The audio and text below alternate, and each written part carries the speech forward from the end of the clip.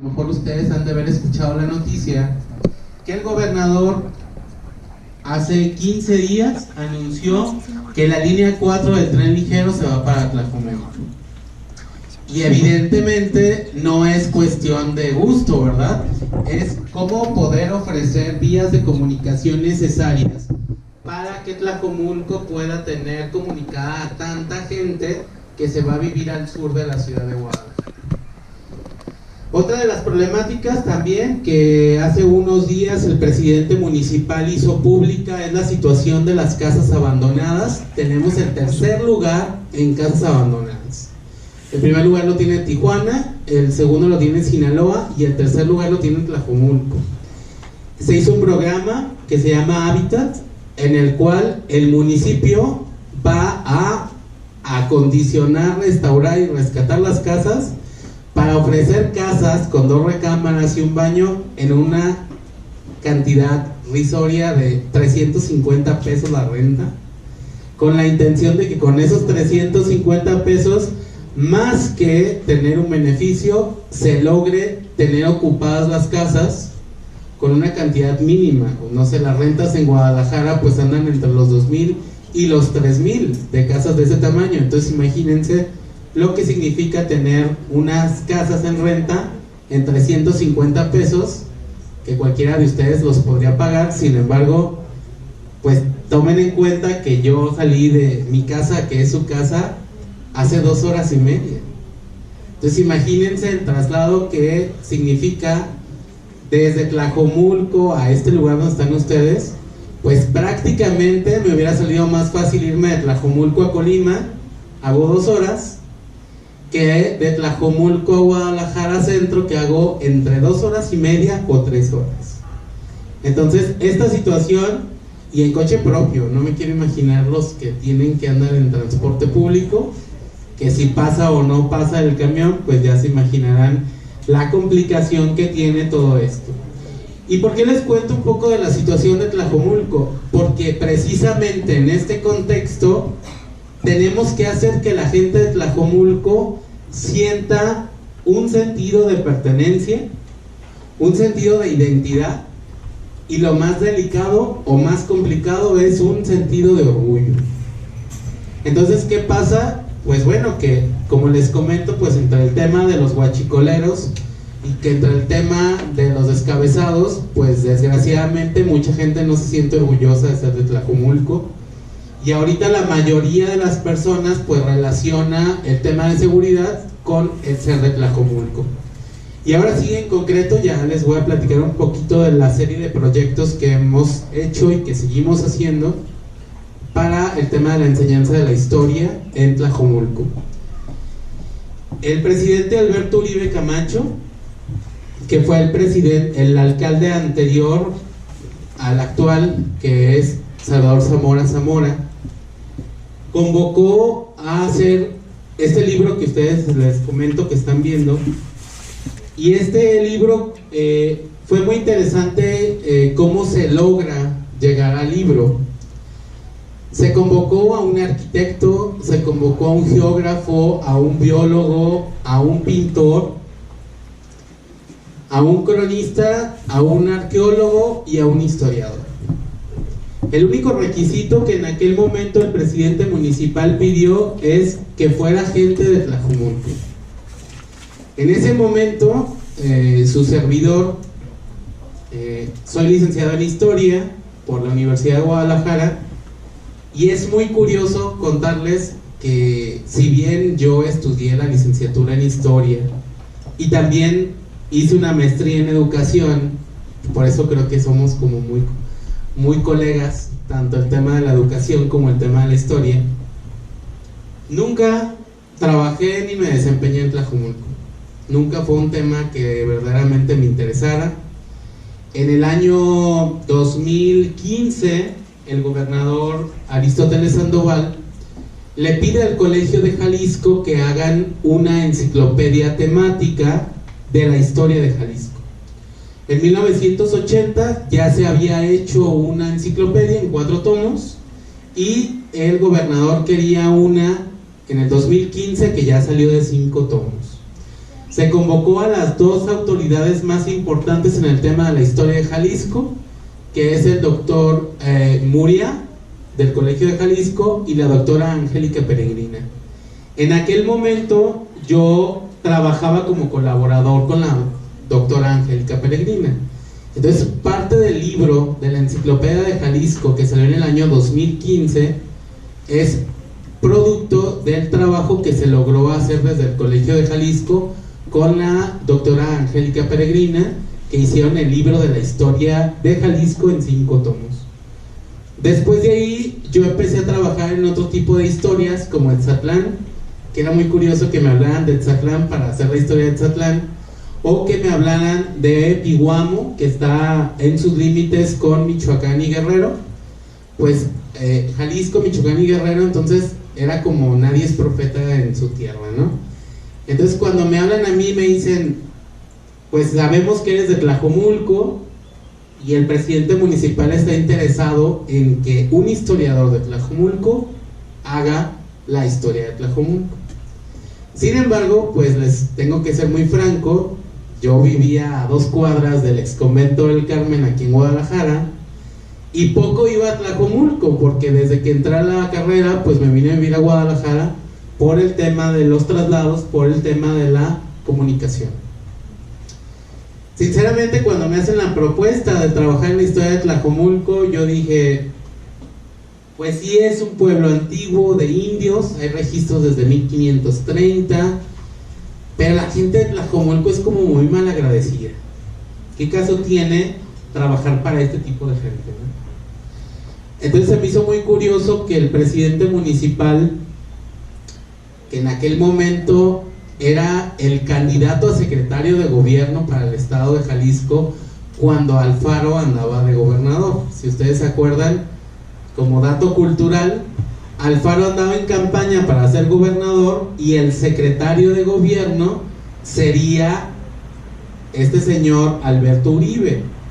Después Alberto Uribe pues se va a bajar de un barco en popa, así decir, se va a bajar del barco de Movimiento Ciudadano y se va a ir al de Morena. Entonces esa situación política también creo que permeó un poco en el municipio, porque el apoyo de parte del gobierno del estado pues ya no iba a ser el mismo por el tema electoral que se avecinaba. El presidente Uribe se me hizo muy simpático porque yo sin conocerlo, y tengo que reconocer que llegué en mi plan como de, pues no me interesa su proyecto, me hizo 2 preguntas claves que fueron las que me llamaron mucho la atención para hacer el proyecto que ahorita están viendo en sus pantallas.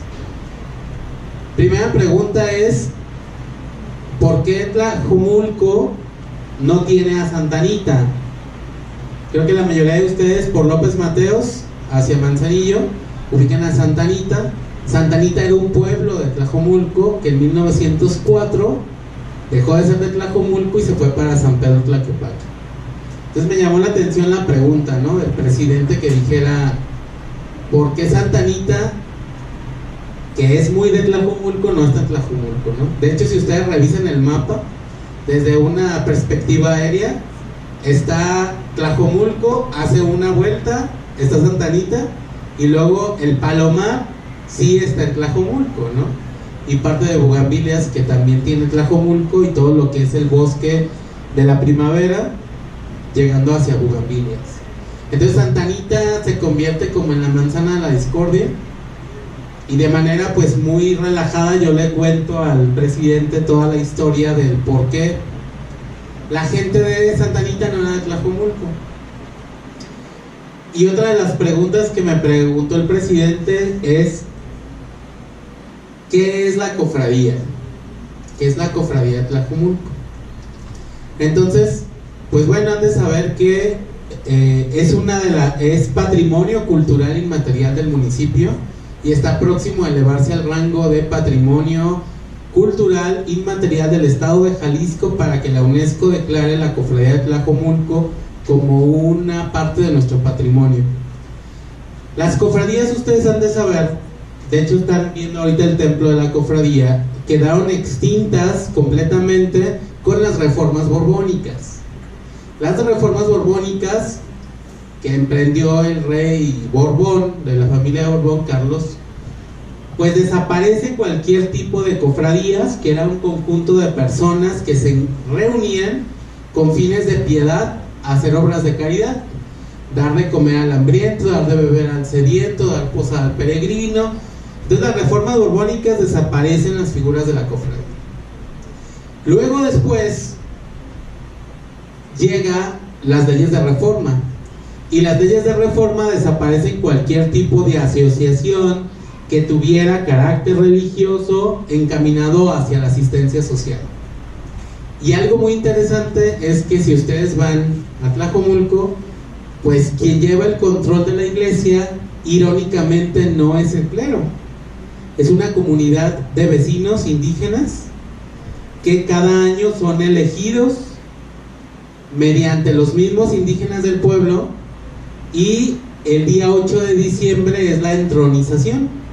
Acabamos de pasar, ahorita de hecho lo que están viendo ahí son las decoraciones que se hacen desde 1552, que tenemos cofradía, hasta el 8 de diciembre del año pasado. Y algo que es importante para declararlo patrimonial es que siga estando presente tal cual, sin tener ninguna alteración. Entonces esta cofradía suena un tanto simpático, que un templo y que el cuidado de un santo no esté a cargo de los padres o de los sacerdotes, esté a cargo de una cofradía indígena. Y esta cofradía indígena se conforma por 6 familias. Los nombres emulan una familia como la de ustedes. Los papás se llaman tatitas, el tatita y la nanita. Luego sigue el hijo mayor, que es el cargo de los mayores. Luego sigue el topile, el mantopile, el tzipil y el chiquito, acompañados con 2 síndicas, que son una especie como de doncellas, que son las que habrán de cambiar las ropas de la Virgen. Y entre los datos, para que si alguna de ustedes se anima a irse de síndica de la Virgen, no puede tener novio, no puede pintarse el pelo, no puede pintarse las uñas, no puede andar en compañía de varones en lugares públicos. Entonces, y todo esto entra a una especie como de cónclave, donde todo el pueblo elige a quienes habrán de ser las doncellas más puras del pueblo, para poder cambiar los hábitos, las ropas de la Virgen, ¿no? Entonces, todo esto sigue muy vigente, y aunque parezca que es como muy retro, en Tlajomulco es un tema de honor, y es un tema de prestigio, que es como ya, mi hija es la síndica, ¿no? Es como un tema de presunción, un tema de orgullo, que les repito que, bueno, pues imagínense lo que es no pintarse el pelo, no pintarse las uñas, ni tener novio durante un año, que habrá de ser la doncella que cambia a la Virgen, ¿no? Entonces, pues suena medio locochón, pero en Tlajomulco sigue siendo parte de la identidad y del patrimonio cultural que aún prevalece hasta nuestros días. En este contexto, cuando les explico el tema de la cofradía y les explico el tema de Santa Anita, el presidente municipal me dijo: ya supe que usted anda haciendo libros de otros municipios, ¿por qué no hace el libro de su municipio, no? Y pues ya dentro de la confianza con el presidente le dije, pues es que qué caso tiene que yo me desviva haciendo un libro que no va a tener un alcance para toda la ciudadanía. Si yo te prometo que ese libro va a estar en todas las casas de Tlajomulco y en todos los celulares de Tlajomulco, ¿le entras al proyecto?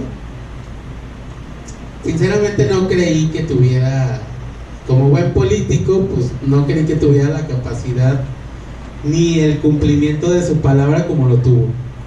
Les puedo decir que ahorita estamos por nuestro 3er año y ya tenemos preparada la siguiente edición, que ya van las mochilas de todos los niños y ya van los libros.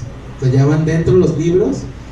Les repito que está descargable en plataformas, y ahora los niños llevan un día a la semana la clase de historia de Tlajomulco, que es este libro que ustedes ahorita están viendo. Me gustaría que lo descarguen para que le jalen las orejas a Guadalajara, Tlaquepaque, Tonalá, Zapopan y municipios vecinos, porque ellos verdaderamente no han hecho mucho por el tema de la educación, en concreto de la historia y menos para niños. Entonces, pues ahora sí que por andar de bocón me tuve que poner a trabajar en un proyecto. Creo que lo más delicado verdaderamente no fue haber hecho el libro. Lo verdaderamente complicado fue haber hecho el colectivo, porque también el presidente invitó a los cronistas de los pueblos, y ustedes han de saber que los cronistas de los pueblos son gente mayor, en su mayoría maestros, que han hecho ciertos estudios o investigaciones de su pueblito en concreto, que no hay poder humano que pueda hacerlos cambiar de ideas. O sea, que temas como el aparato crítico, que temas como las fuentes bibliográficas, que tema como de dónde lo sacaste, pues a ellos no les importa. Ellos te pueden decir que hay cofradía en Tlajomulco desde antes de que llegaran los españoles, ¿no? Entonces yo les decía, ¿y cómo le hicieron para que hubiera cofradía si el tema de la Virgen lo traían los franciscanos que llegaron en 1824? Si a su vez ellos vinieron en las primeras expediciones de 1519, entonces convenzan a un señor de 80 años que su abuelito le enseñó que desde antes de que llegaran los españoles ya había Virgen. Pues eso verdaderamente fue el gran reto de este libro, ¿no? El libro, que ustedes conocen, está estructurado en 7 capítulos principales. El primer capítulo nosotros lo llamamos Así comienza la historia, que es una especie de introducción general. Es muy simpático porque Laura Hernández, que fue la que hizo la adaptación de un libro para niños que fuera como cuento, ella hizo los cuentos del Bicentenario. Son 4 libros que sacó la Secretaría de Cultura, en ese momento dirigida por el arquitecto Alejandro Cravioto Lebrija, y Laura fue la que propuso que fueran un grupo de niños. Así lo van a ver, es un grupo de niños que van y visitan Tlajomulco en diferentes puntos. Hay un niño medio güero colorado que es muy preguntón y que va a otros pueblos y le pregunta a otros niños la historia de sus pueblos. Pues la adaptadora tuvo a bien ponerle a ese niño el nombre de su servidor, quizá está inspirado en mí.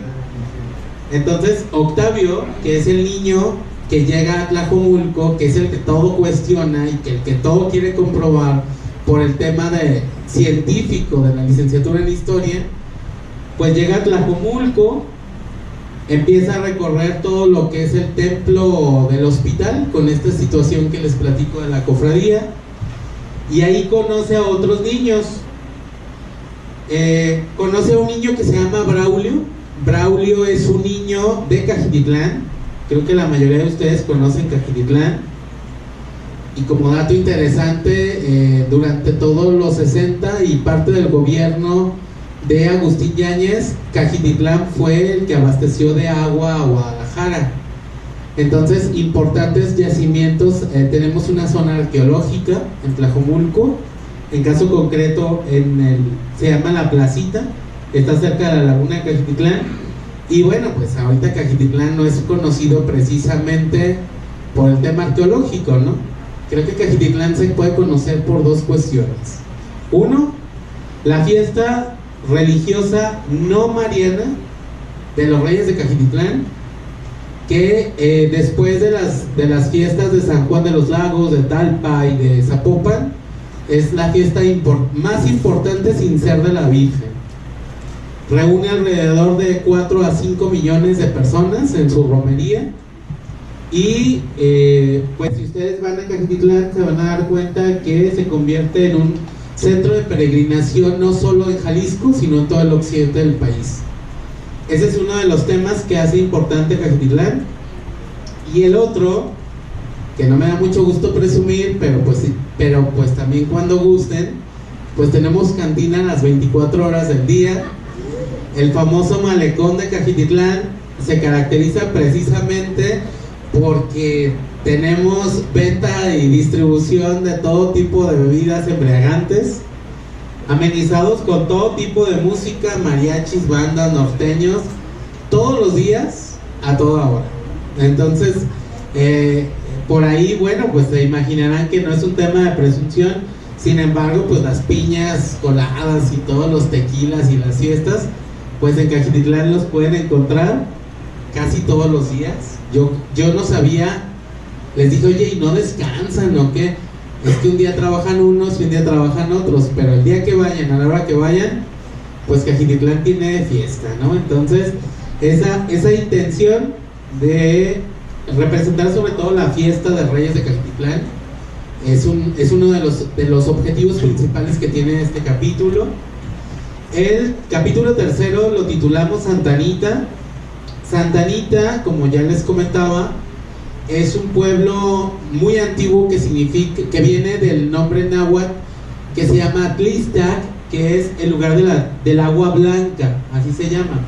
Como dato cultural, a un lado de Santa Anita hay una colonia que se llama Agua Blanca, ¿sí?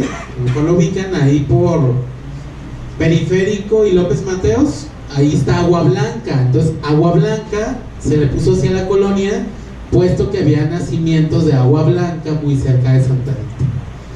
El caso concreto de Santa Anita es muy simpático porque Santa Anita hasta la fecha tiene uno de los santuarios marianos más importantes, que es el templo de Nuestra Señora de Santa Anita. Su fiesta es el 2 de febrero de cada año. Y como dato interesante, que creo que de aquí parte la teoría por la cual Santa Anita se convirtió en el hijo pródigo que se fue de su casa. Esperamos pronto vuelva a pagar impuestos, porque ahorita está en San Pedro.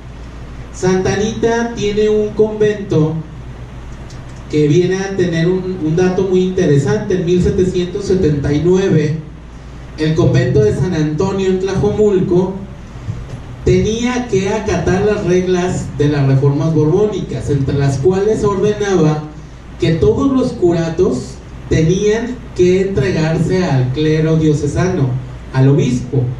Originalmente, ustedes recordarán que los primeros años de la evangelización, la intención era que los frailes cuidaran los curatos.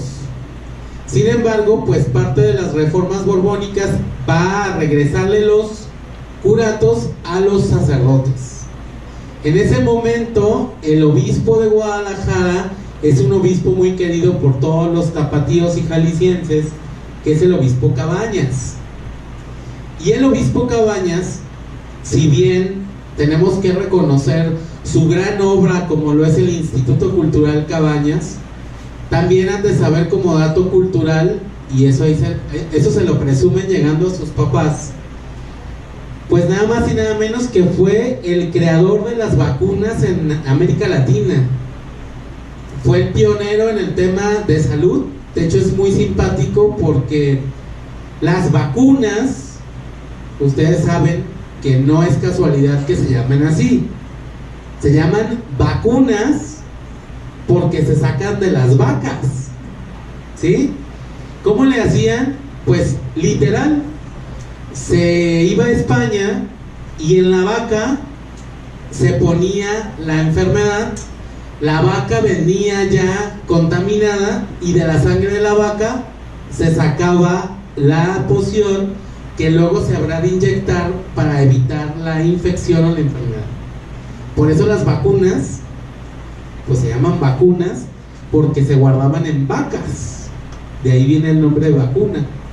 Entonces el obispo Cabañas fue el pionero en el tema de traer vacas de España para hacer todo una creación de un sistema de salud muy moderno, ¿sí? Que obviamente en sucesión a lo que el alcalde había dejado ya con el Hospital de San Miguel, hoy Hospital Civil, y Cementerio de Santa Paula, hoy Panteón de Belén, pues él era un hombre muy iluminado para su tiempo. Sin embargo, hubo un pequeño suceso que ustedes conocen, pues que el 21 de noviembre de 1810, Hidalgo viene a Guadalajara y viene por la cabeza del obispo Cabañas. Entonces el tema de salud, el tema de asistencia social, el tema de la Casa de la Misericordia, pues se va a detener un poco. El obispo tiene que huir hacia San Blas, huyendo de Hidalgo y de sus hordas de rebeldes, que por cierto, por estos lados donde está acentuada su escuela, estaban las barrancas donde se mataron a todos los españoles. Quedan alrededor de 287 españoles decapitados por único delito de ser españoles. Entonces toda esta zona donde están ustedes son las barrancas, toda esta colonia fueron las barrancas donde Hidalgo vino a hacer sus destrozos aquí a Guadalajara, ¿no? Entonces esta situación de la independencia va a prohibir que el rey de España les dé vacas a los de la ciudad de Guadalajara, y va a desarrollar su propia industria farmacéutica aquí en Guadalajara, ¿no? Y dices tú, bueno, pues si era tan buen obispo, ¿por qué andaban persiguiéndolo para matar? Pues por el solo hecho de ser español. En este contexto se da la situación del convento de Santa Anita, en el cual el obispo llega a reclamar el convento de San Antonio en el pueblo de Tlajomulco, y los frailes interponen un amparo para ir, se van con el rey de España y dicen: no nos puede quitar el curato de Tlajomulco, porque el curato de Tlajomulco económicamente es uno de los más rentables, simple y sencillamente porque lo que hoy es Santa Fe, Chulavista y toda esta parte de la carretera de Chapala y el aeropuerto eran los graneros de las grandes haciendas de Guadalajara. Entonces, para que se den una idea, la hacienda de la Concepción del Valle mandaba al año 2.500 novillos tiernos a la Ciudad de México. De esos 2.500 había un impuesto que se llamaba el diezmo, ¿verdad? Imagínate lo que es que por el solo hecho del amor a Dios y a su iglesia tenías que regalar 250 novillos a la iglesia. Entonces, esto es un caso en concreto de una hacienda que estaba en Tlajomulco. Entonces, pues evidentemente los frailes, muy santos, pero también las tripas les ruñen y también necesitan dinero, interponen un amparo contra el obispo Cabañas, y el rey de España dice: el curato convento de Tlajomulco se queda para el obispo, y a cambio de ese curato que es tan próspero económicamente, le vamos a dar 12 curatos a los franciscanos. Entre ellos viene el curato de Santa Anita. Si ustedes van a Etzatlán, si ustedes van a Sayula, si ustedes van a Santa Anita, si van a Zapopan, sus iglesias siguen siendo gobernadas por franciscanos hasta la fecha, a raíz de este acuerdo de 1779.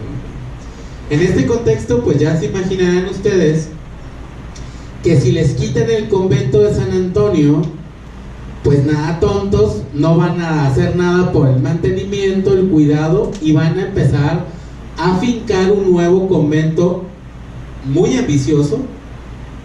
Tengo que reconocer que es muy curioso que en 1779 hay inventarios, lámparas de plata, perlas, joyas, vacas, ganado, y a los 2 años ya no hay nada. Entonces no necesita ser un gran historiador para entender pues que los frailes cargaron con todo, ¿no? Entonces se llevaron todas sus cosas de Tlajomulco y se las llevaron a Santa Anita.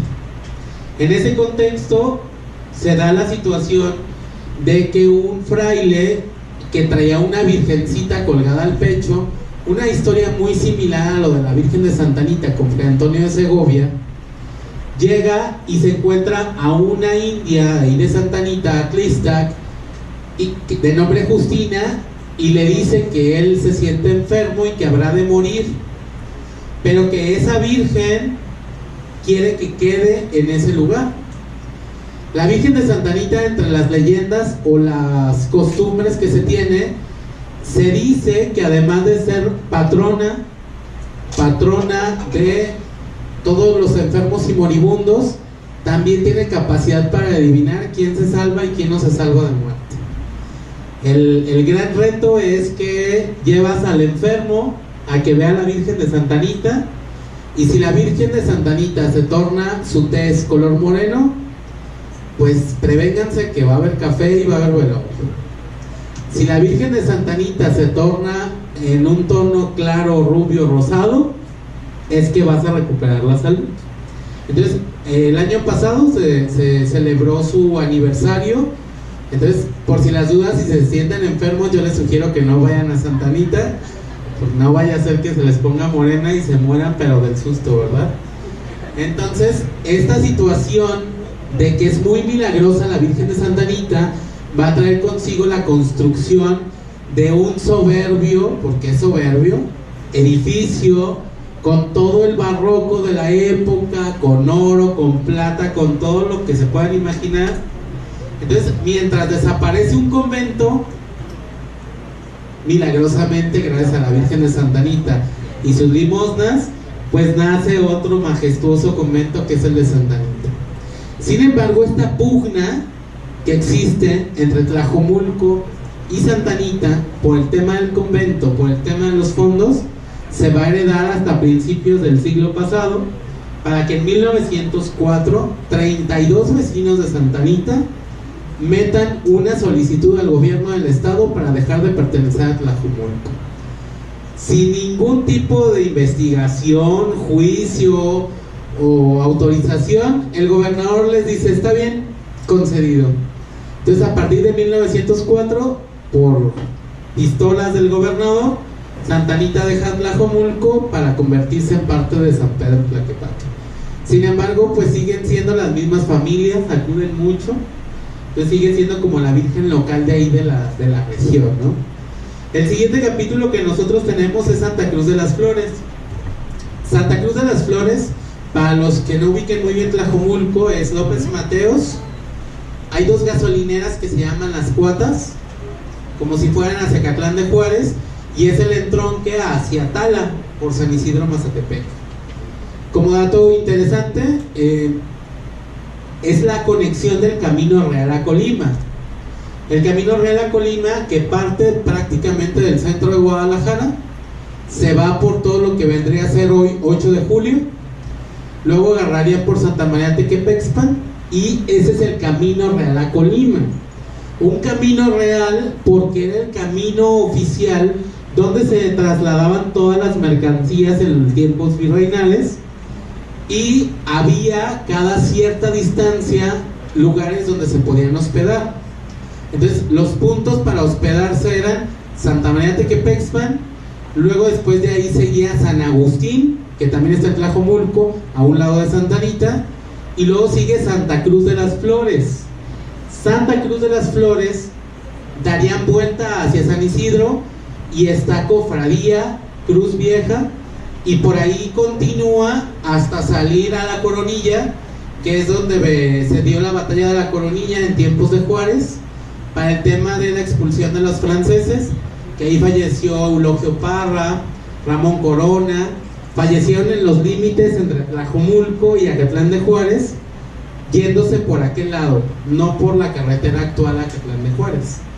Entonces, Santa Cruz de las Flores se conecta directamente con San Agustín por su famoso Camino Real a Colima, que a su vez tiene toda una serie de arquitectura que hasta la fecha continúa vigente. Jalisco tiene un centro geodésico que es Santa Cruz de las Flores. El centro de Jalisco, según la Sociedad de Geografía y Estadística, está en Santa Cruz de las Flores, en el templo de la Santa Cruz, que, como dato interesante, cada día de la Santa Cruz está construido de tal modo que, así como en las pirámides antiguas, cae el rayo de luz directo y solo ese día ilumina la cruz a las 12 del día. Entonces, el tema de Santa Cruz de las Flores era una capilla abierta del siglo XVI, que originalmente era conocido como Las Ruinas. Por ahí alguien tuvo la dicha o la inteligencia de restaurarla, y ahorita sigue siendo el lugar favorito para las fotografías de bodas, 15 años, es como un lugar básico, e ir al templo de la Santa Cruz en Santa Cruz de las Flores. El siguiente apartado es San Agustín, que ya les platiqué un poquito de San Agustín, que San Agustín va a tener la peculiaridad, a propósito, además del tema del Camino Real a Colima, va a tener la peculiaridad de que ahí tenemos una zona arqueológica importante.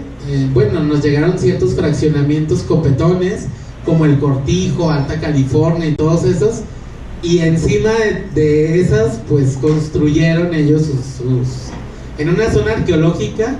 Es muy curioso ver que en sus parques, pues ellos tienen pirámides, ¿no? Entonces, creo que dentro de lo que cabe, pues no las destruyeron, al contrario, hicieron áreas verdes alrededor, y esto ha facilitado su conservación. Tenemos un museo arqueológico que se encuentra ahí en San Agustín, y precisamente se llama el lugar donde las rocas hablan.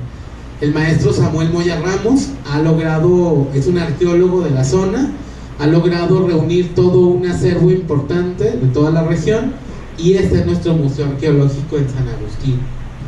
San Sebastián el Grande, que está a espaldas de San Agustín.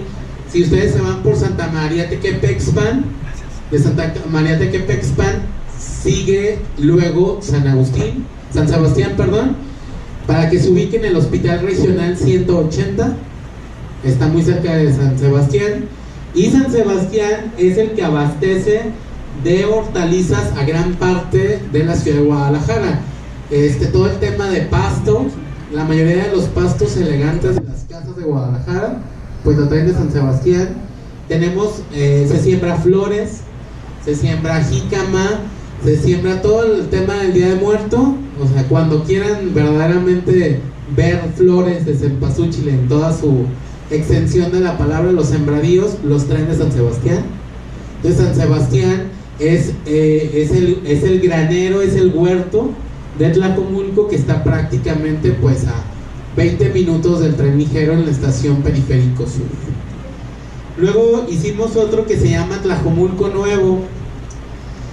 El tema de Tlajomulco Nuevo creo que sí fue un poquito más delicado, porque además de los mototaxis, que son muy famosos en Tlajomulco, y me da risa porque han sido superados los mototaxis, superaron al transporte público. Entonces el transporte público pues superó a la gente. No se puede mover más que por mototaxis. Te cobran 10 pesos y te atraviesan casi todo el municipio, y están precisamente en estos fraccionamientos que les platico, que es Santa Fe, que es Chulavista.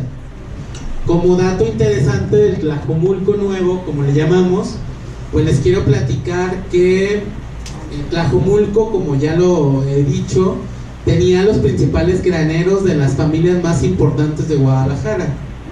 De modo que las casas rurales, o también conocidas como cascos de hacienda, están en Tlajomulco. La Calera, los que han ido, perdón por el comercial, pero sí lo van a ubicar, a las burritas de Moyagua o a los Milagros de la Lila, pues ahí a espaldas es La Calera. La Calera es una de las haciendas más importantes que tuvo, en este caso, Jalisco. Perteneció a Victoriano Huerta, y después de Victoriano Huerta, pues su último dueño fue Joan Sebastián, que él fue el que puso como libre acceso a poder entrar a la hacienda de La Calera, que verdaderamente a los que les gusta el tema de las casonas antiguas, mezclado con el Culiacán tardío, decía un maestro mío de arquitectura, le preguntamos ¿cuál es la corriente Culiacán tardío, no?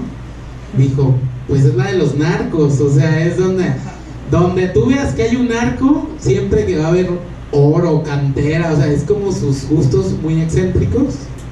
Entonces, en ese contexto, pues la hacienda de La Calera actualmente es un salón de fiestas y está abierto al público.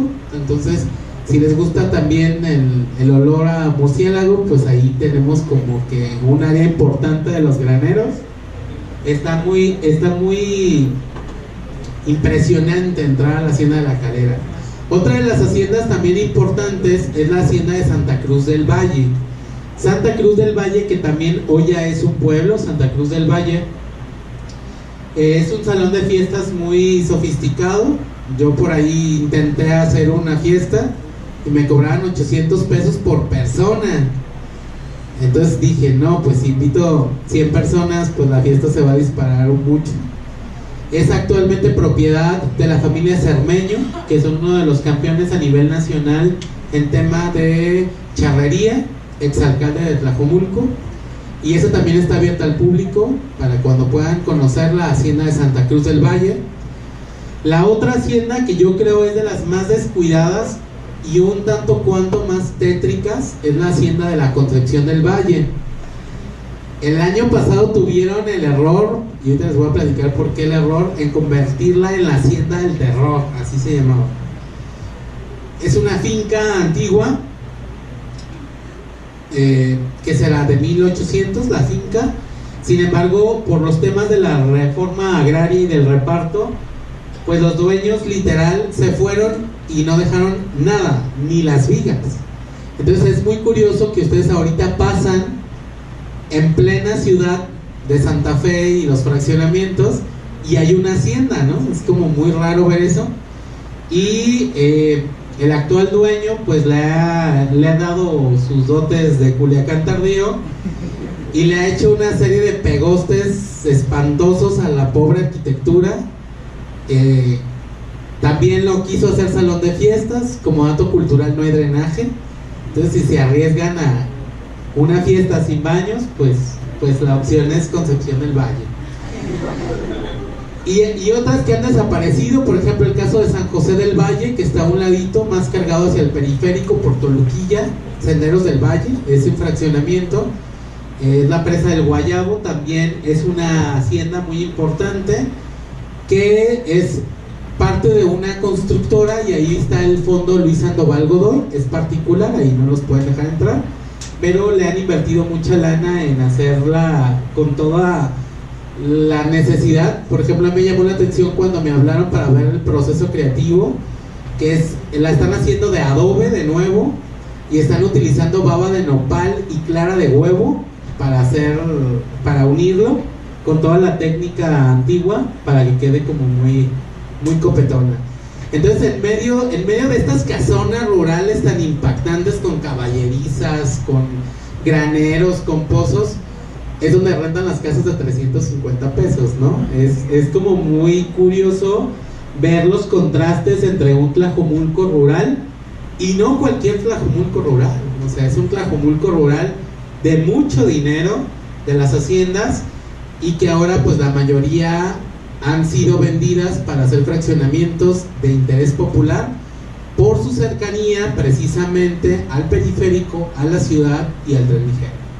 Entonces también otro de los grandes errores que ha tenido esta zona es que se construyó sobre 21 presas. Entonces no es casualidad que cada temporal de lluvias, para no perder las bonitas tradiciones, pues los fraccionamientos están inundados. Sin embargo, pues es que el que se anima a ir a vivir sobre una laguna, pues en un temporal de lluvias, pues no espere recibir solo las granadas, ¿verdad? Sino también se tiene que recibir pues la situación de la inundación. Y el corredor Chapala, que como dato interesante, ustedes les toca a lo mejor ver en las noticias que tenemos por ahí al ejido de aquel lado del Zapote del Valle, que también está en Tlajomulco, que me llama mucho la atención que a esos pobres del Zapote del Valle pues les ha llovido desde que existe el ejido, porque primero les entregan sus tierras y luego después les dicen, bueno, te vamos a agarrar un pedacito para hacer una carretera de Chapala. Ah, está bien. Bueno, te vamos a agarrar otro pedacito para hacer un centro psiquiátrico, que es el Zapote, donde se van los loquitos ya en estado terminal. Ya del Zapote ya no salen completos.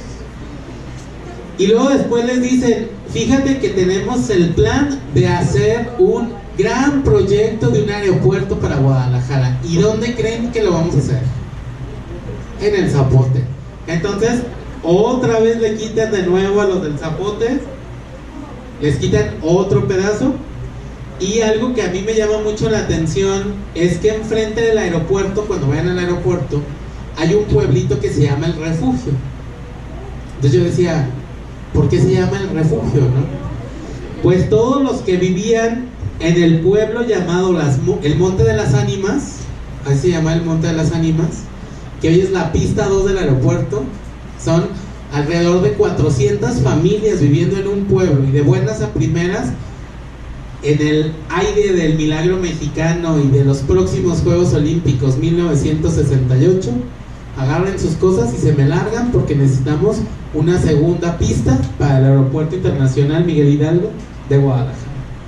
A manera de protesta, los que vivían en el Monte de las Ánimas se van enfrente, y a manera como de paracaidistas se van a vivir en lo que queda cerca de lo que fue su antiguo pueblo, el Monte de las Ánimas, y los van a conocer como los refugiados, dando lugar al nacimiento del pueblo que se llama El Refugio del Valle. Entonces, en ese contexto, pues el corredor Chapala, y hasta la fecha creo que ya ganaron todos sus juicios y demandas los del Zapote, esperemos ya les regresen, pero hasta la fecha siguen cerrando la carretera Chapala y parte del periférico cada rato. Entonces, esto a colación para que se den una idea, pues que la historia verdaderamente, y en este caso únicamente hablamos de un municipio, no me quiero imaginar lo que es hablar de la historia de Jalisco o de la historia de México. Pues imagínense lo que significa el poder entender el lugar donde tú estás parado. Cada plantón, cada inundación, cada protesta, pues evidentemente tiene que tener una justificación histórica, que es el proyecto por el cual nosotros estamos apostando. En este contexto creo que Tlajomulco ha sido pionero en el tema de la historia, en el tema concreto de el análisis de la historia local para poder entender la situación actual. Creo que la mayoría de ustedes, como especialistas en el área de historia, entenderán que la historia no es un producto o no es un tema de estudio que no se pueda entender si no lleva una hilación. Cada proceso es un eslabón de una cadena que lleva consigo una serie de situaciones que traen consigo acciones y a su vez se pueden ver concretas. Entonces, en este caso, la historia, pues desgraciadamente siempre se va a estudiar cronológicamente. Y digo desgraciadamente porque a mí me llama mucho la atención que haya gente que diga, es que yo me siento muy indigenista y odio a mi pasado novohispano, ¿no? Y yo me siento muy indigenista y traigo mi iPhone y voy al Starbucks y yo me siento orgulloso de ser indígena, ¿no? Y me voy a misa cada 8 días. Entonces dices, bueno, al final de cuentas creo que, ya lo decía José Vasconcelos, somos el producto de lo mejor de todas las razas que han pasado por estos territorios. Somos el producto de los indígenas que estaban aquí, los mesoamericanos. Somos el producto de lo mejor de Europa que llegó en esas barcadas, que después llegará también la Mao de China y los africanos, llegarán los asiáticos, y bueno, al final de cuentas los mexicanos somos, decía José Vasconcelos en su programa, en su proyecto de la raza perfecta o la raza cósmica. Los mexicanos somos lo mejor de de todas las razas del mundo. Después, déjenles platico así ya para cerrar el tema de que a raíz del libro, pues yo creo que al presidente municipal le gustó el tema y creó una nueva área en el ayuntamiento de Tlajomulco, que es la Jefatura de Crónica y Estudios Históricos. Esta Jefatura de Crónica e Estudios Históricos tiene consigo la intención de que cada pueblo, que creo es un gran reto, Tlajomulco tiene 32 pueblos, y cada pueblo, en este libro únicamente vienen 7 regiones, pero pues después nos pusimos a la tarea de sacar la historia de cada pueblo de Tlajomulco. Tengo el caso, por ejemplo, de La Teja, tiene 70 habitantes y tienen su libro de historia local con 70 habitantes de La Teja. Entonces, y así, cada uno de sus pueblos.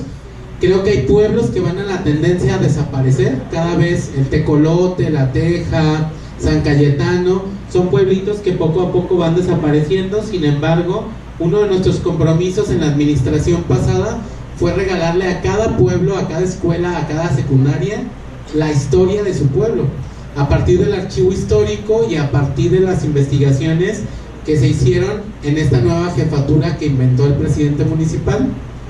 Luego después también pues nos dimos a la tarea de hacer unas especie de folletos, que es como pueblos antiguos, igual que son para niños de secundaria, que este tipo de libros lo sacó el Instituto de Cultura, que es precisamente pensado en la tarea de los niños, que siempre les dejan sus maestros de la secundaria o de la primaria la historia de su pueblo.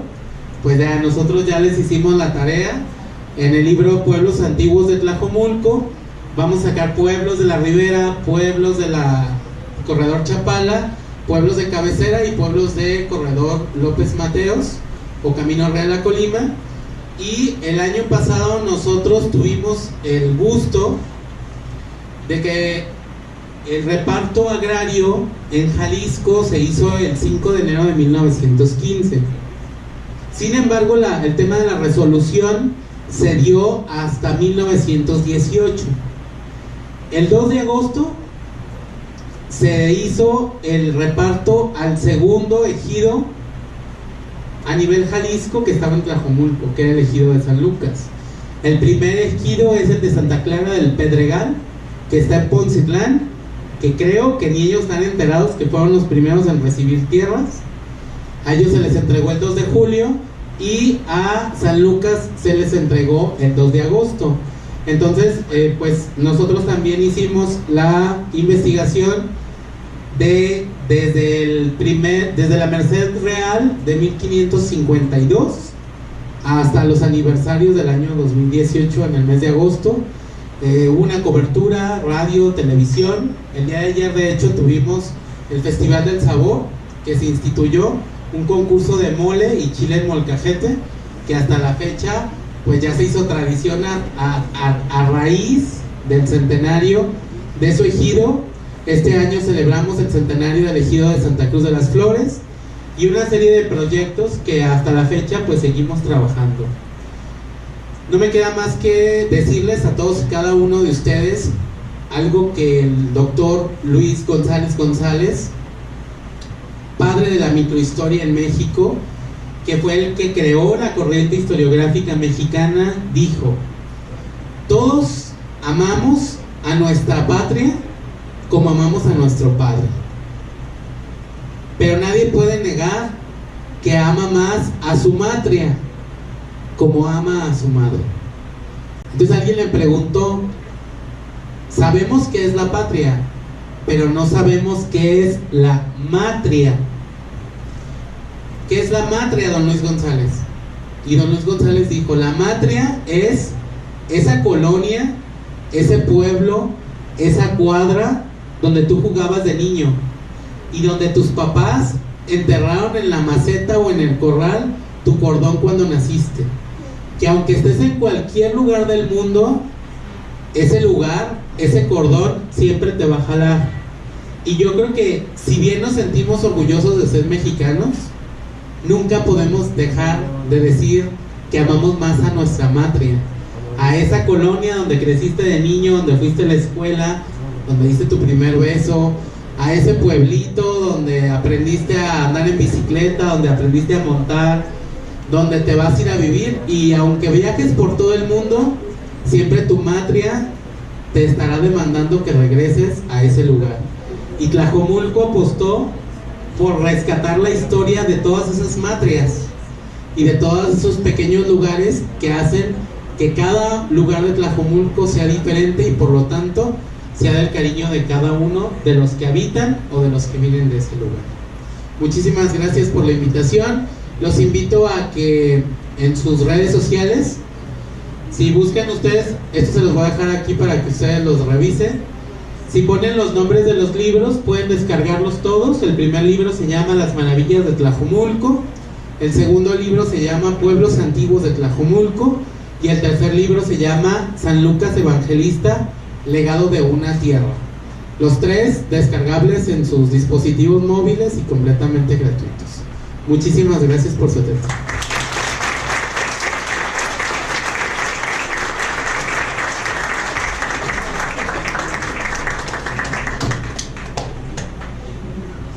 Vamos a dar comienzo al ciclo de preguntas para que, si quieren participar, por favor levantando las manos.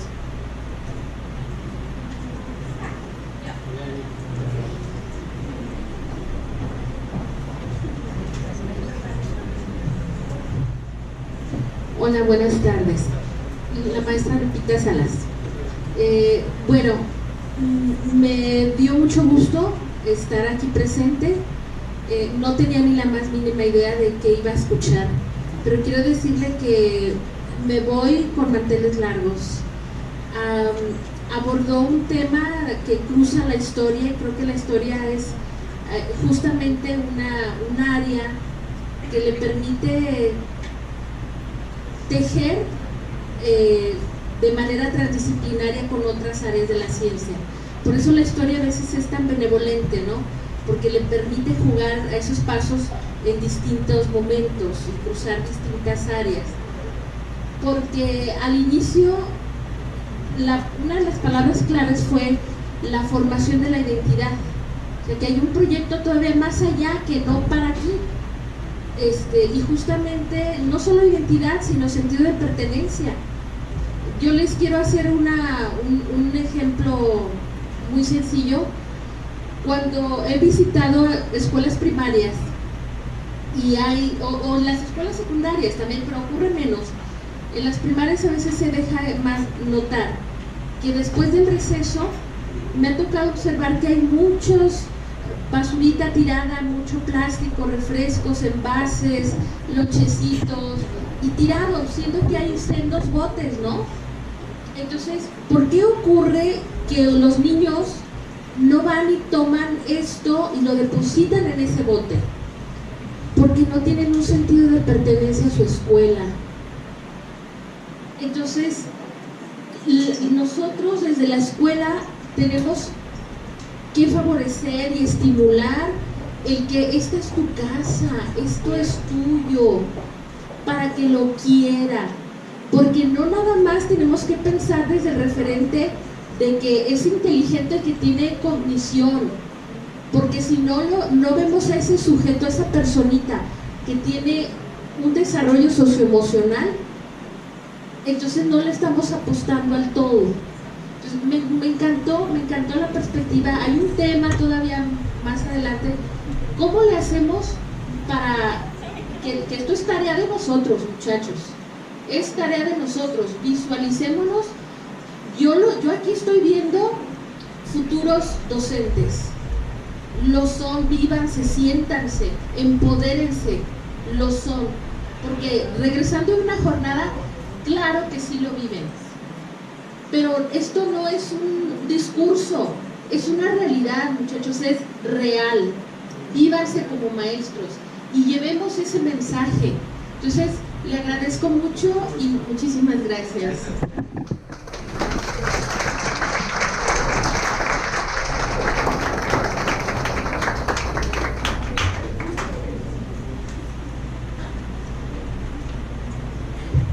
Gracias, maestra. Comentarles también que antes de dedicarme a temas gubernamentales, duré 12 años dando clases de secundaria. Era un colegio muy copetón y era muy curioso que tenían clases de equitación, clases de natación, y un día el director me habló y me dijo: pues, ¿qué les estás dando de clase a los niños? Y yo les dije: pues doy, no sé si todavía existan, formación cívica y ética, doy raíces culturales, doy asignatura estatal, todo lo que sea el perfil del historiador. Me dijo: lo que pasa es que los alumnos ya no quieren ir a nadar, ya no quieren educación física, ya no quieren montar, quieren clases de historia, ¿qué niño normal en su sano juicio de secundaria o prepa va a querer clases de historia? Entonces, es muy curioso porque sí tengo que reconocer que cuando tú llegas y les cuentas de manera trágica una historia, rápido lo captan, ¿no? O sea, es como los adolescentes, sobre todo los chavitos de secundaria. Si tú llegas y les hablas de descabezados y les dices pues que Enrique VIII tuvo 8 esposas y las Tudor y se quedan emocionados con ganas de saber más, ¿no? Sin embargo, algo que es clave, que yo creo que rescaté mucho y la maestra estará de acuerdo, creo que un niño no es que entienda, sino es que es un niño que le interesa el tema. Y que le interesa el tema porque en la adolescencia se da una situación muy interesante que es la configuración de su personalidad. Y esa configuración de la personalidad va muy encaminada a la autoestima. De tal modo que si el niño llega con sus amiguitos o con sus papás y les dice: ¿a poco ustedes sabían que el obispo Cabañas traía vacas de España? ¿Cómo? ¿A poco no nada más hizo el Instituto Cabañas? Entonces hay un tema hasta de autoestima que el niño va a trabajar a partir de sus clases de historia. Entonces qué padre que logren envenenarlos, porque era la frase que utilizaban es: ¿qué les das en las clases de historia? Pues nada más cambia el tono. Creo que muchas veces cambiar el tono hasta de contar las cosas es una técnica para poder tenerlos enganchados, emocionados. Y les digo que ya no doy clases en secundaria, pero sí creo que disfruté mucho de esos tiempos en los que pues mis niños ya no querían ni salir al recreo, ¿no? Por clases de historia. Entonces, de que se puede, y bueno, no sé por qué le tienen tanto miedo a los de secundaria, pero a mí no me asustaban tanto. Gracias, maestra. Tenemos oportunidad para otra participación.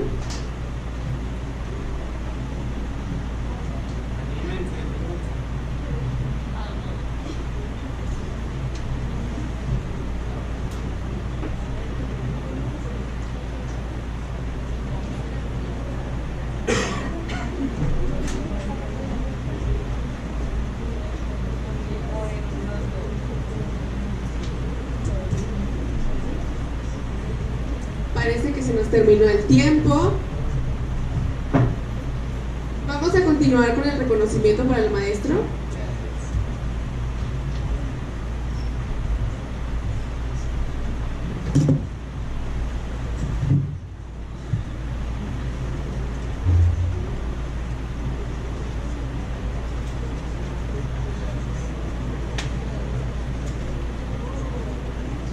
La Secretaría de Educación Jalisco y la Escuela Normal Superior de Jalisco otorgan el presente reconocimiento al maestro Octavio Guevara Rubio por su valiosa participación como expositor en la conferencia Un acercamiento a la historia de Tlajomulco desde el entorno actual, que se llevó a cabo el día lunes 10 de junio del 2019 en las instalaciones de la Escuela Normal Superior de Jalisco, en el marco del tercer encuentro de Historia de Jalisco para México. Muchas gracias. Un fuerte aplauso, por favor.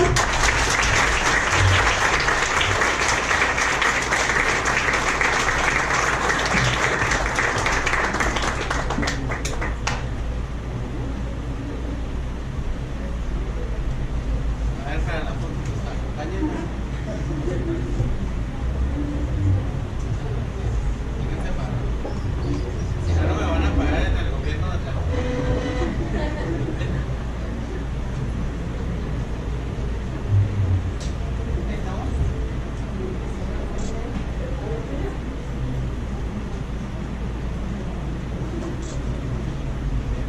Muchísimas gracias.